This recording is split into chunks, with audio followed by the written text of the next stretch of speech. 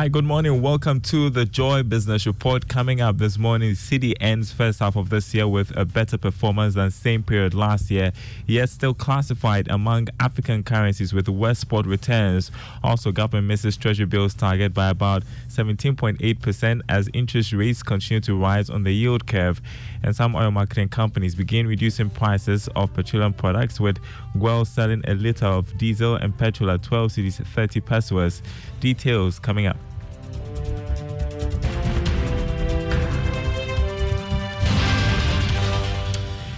Thanks for being with us. My name is Darryl Kwao. The Ghana Cedi ended the first half of this year with a better performance than the same period last year. According to Bloomberg, the Cedi lost about 11.21% to the US dollar, yet still classified among African countries with worst spot returns. Here's more in this report. The local currency in the last 3 months has performed well against the US dollar prior to the announcement of an International Monetary Fund program, and after the pronouncement of the program, the Cedi has kept its resilience against the American greenback. It has so far gained about 9% on the retail market since the announcement of the IMF program. However, some market watchers argue that it has benefited from the suspension of payments of principal and interest on external debt in December last year. Last week, there were reports that demand pressures for the American greenback eased, favoring the Cedi. This may continue this week, all things being equal. Meanwhile, the Nigerian naira is the worst African currency so far this year. According to Bloomberg, it has lost about 39% value to the dollar. It is followed by the Angola kwanza and the Egyptian pound, with year-to-date losses of 38.8% and 20% respectively. That was a business desk report. So here's how we are starting the week on the currency market. The dollar going for 11 cedis 68 pesos on the forex or retail market. The pound going for 14 cedis 88 pesos, and the euro going for 12 cedis 50 pesos. Now, economist Professor Godfrey Bockwing has said that unfavorable macroeconomic indicators could hurt the country and drive new businesses to Ghana's neighboring countries. He warned that businesses are already considering Togo and Ivory Coast as favorable investment destinations due to the high cost of electricity and unstable macroeconomic conditions here in Ghana. Speaking to Joy Business, Professor Bockwing urged the finance minister to use the 2023 media budget to reassure investors of Ghana's preparedness to partner new businesses for growth. In Ghana, we talk about enabling environment, but we have not even costed it. We don't know what it is. If inflation comes down to 18%, is that an enabling environment? If interest rate is 20%, above 20%, is that an enabling environment? That is not. How do we bring inflation to below 8%?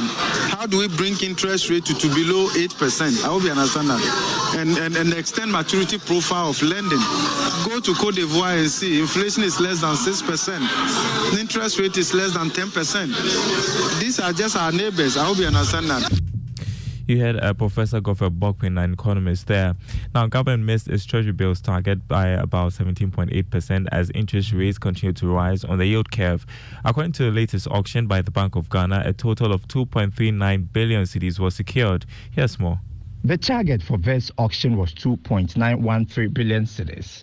It includes a sell buyback of about 1.014 billion cedis, which matures and will be rolled over on July 6. According to the results, about 1.906 billion cedis of the 91-day T-bill, representing 79% of the total bids, were tendered. All of them were subsequently accepted. For the 182-day T-bill, 486.93 million cedis bids were tendered. Again, all the bids were accepted. Meanwhile, interest rates went up further as government struggled to mobilize funds from the treasury market. The 91-day T-bill went up by 0.98% to 23.95%. That of the 182-day T-bill also shot up to 25.79% from 25.44% the previous week. Already, some analysts have indicated that interest rates will remain high till the end of the year. This is because of the high inflation rate. Well, some good news this morning. Some oil marketing companies are cutting prices of petroleum products at the pumps. Leading OMC Guel is selling a litre of diesel and petrol at 12 cedis 30 pesos from their previous prices of 12 cedis 45 pesos respectively. Now, the adjustment is attributed to the stability of the city in the past 2 weeks. Prices of finished products have, however, not witnessed any significant changes in the past 2 weeks. Meanwhile, consumers will be looking forward to the marginal reduction by the over 100 oil marketing companies in the country during the week. Now, let's turn to the commodity market. Crude oil open trading at $75 a barrel this morning. Gold selling at $1,920 an ounce after going up marginally. Cocoa also gained $92 to open trading at $3,353 a ton. Finance Minister Ken Ofori-Atta says Ghana's bond with Turkey is beyond economic relationship, hence the need for Ghana to support Turkey in these challenging times. Turkey on the 6th of February experienced an earthquake that killed about 50,000 people and left over 100,000 injured. In a bid to support the country, the government of Ghana has donated 11 20-footer containers of ready-to-eat cocoa products to Turkey. Since 1958, we have had a relationship with Turkey, and therefore it's incumbent on us as friends to show a hand, however much, however small it may be. But Turkey itself has demonstrated incredible support, in several ways, and I know our businesses have really increased since the 90s. You had the Finance Minister Ken Ofori-Atta. GCB Bank PLC says is well prepared for any second round of a possible domestic debt exchange program.